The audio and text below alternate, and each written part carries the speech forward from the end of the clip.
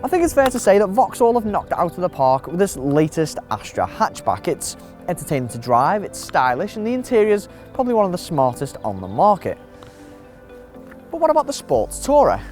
Well, estate variants of hatchbacks usually tend to have more of a demure look to them, with the large rear end masking some of the stylish lines, and unfortunately the Astra isn't any different, but that can be said for a few of its rivals like the Honda Civic Tourer and the VW Golf Estate. Now, we've already tested the 1.6 litre Whisper diesel, the 1 litre 3-cylinder turbo petrol, but today we've got the 1.6 litre bi-turbo diesel. When it comes to the Astra's interior, I don't actually think I'd change anything with the layout. I mean, it looks good, especially with these computerized climate control readouts. The buttons aren't too overwhelming, and I don't know, there's just something really user-friendly about it. But it's not all style and no substance, as every Astra comes with the likes of Bluetooth, aircon, DAB radio, and this touchscreen IntelliLink infotainment system.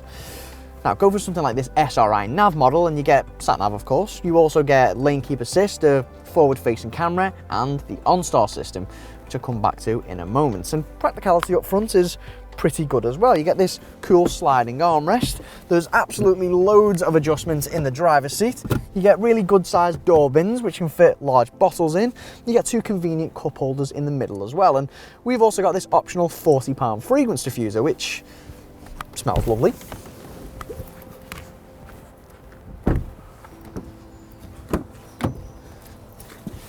Just like the hatchback, the Sports Tourer has got loads of space all round in the rear, and it's certainly got enough headroom to accommodate 6-footers. You also get these really good sized door bins, and it just feels slightly airier due to the longer rear.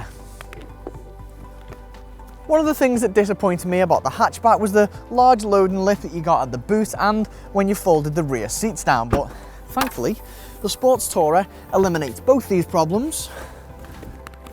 Gives you a flat loading surface when you fold the seats down. You also get more storage space with up to 540 litres with the seats up and 1,630 litres when you fold the seats down. Now, these figures actually make it one of the smallest hatchback estates in class, but if you're after an Astra and you want more practicality, then spot on, I suppose.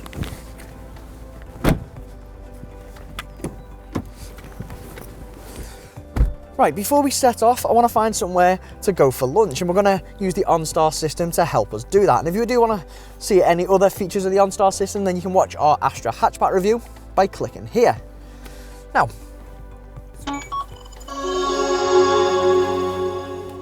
connecting to OnStar.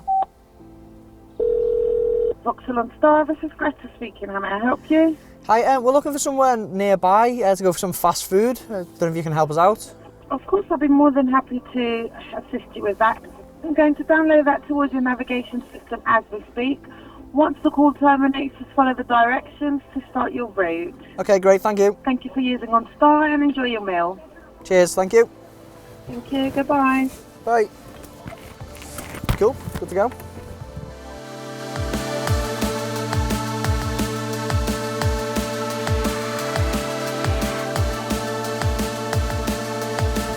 This 1.6 litre bi-turbo diesel has a rather tasty 158 brake horsepower and 350 newton meters of torque. And believe me when I say it can really go, and when you rev it out, it actually sounds pretty sporty.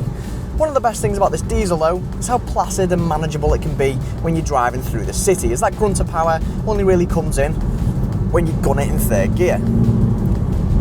Although this bi-turbo isn't as efficient as the famed Whisper diesel, it still only emits 112 grams per kilometre of CO2, and we've been getting an average of around 63-64 miles per gallon, which isn't too far off the claimed 67 miles per gallon.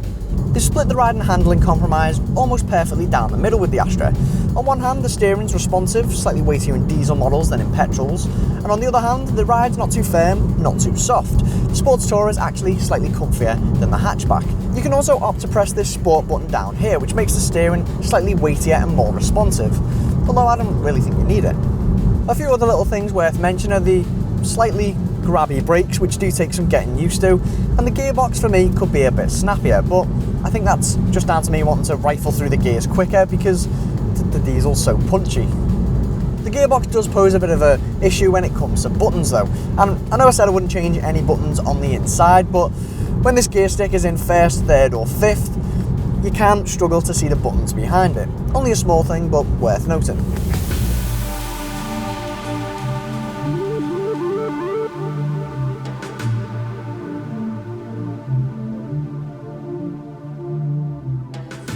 Go for this basic 1.4 litre petrol sports tourer and you'll pay around £16,500, and that's cheaper than entry-level models from the VW Golf Estate, Peugeot 308 SW and the Honda Civic Tourer.